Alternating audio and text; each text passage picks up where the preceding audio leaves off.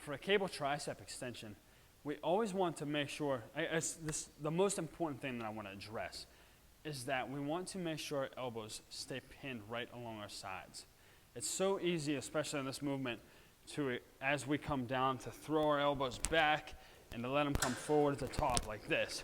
It gets sloppy with our movement.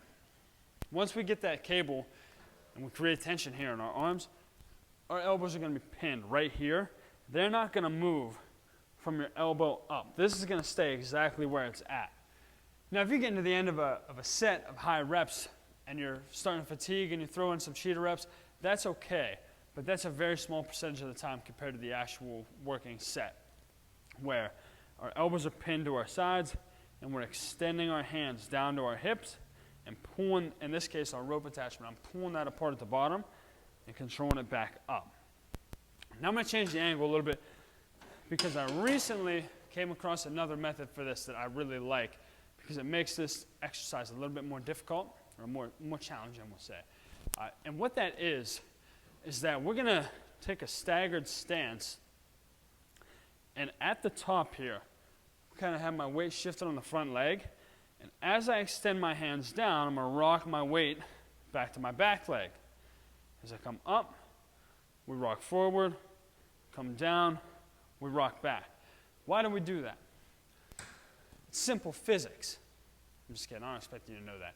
But if you have taken physics, what you'll remember is the idea of your moment arm on your levers. So in this case, we have a lever with the fulcrum being at our elbow. All right? So at the top, as we start to extend down, what we have is our moment arm, which is the horizontal distance between your fulcrum and the point of the torque is being applied, is increasing up to the point where we get to about halfway here. At this point, our arm creates the moment arm. It's directly horizontal, perpendicular. I forget the exact terminology for it. But if we stay in here, as we come back down, we can see that moment arm, or that horizontal distance, shortens. At this point, it's only an inch or two from my elbow to the horizontal position of the handles. Where if I step back, suddenly now I've created a longer moment arm because I'm having to hold back against that again instead of directly down.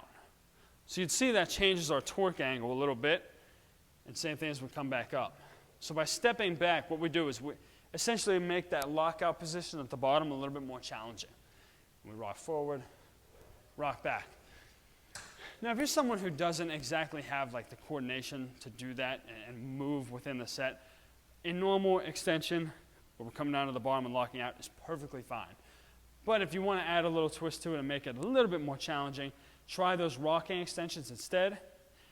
Either way you decide to go about it, that is a cable tricep extension. Have fun.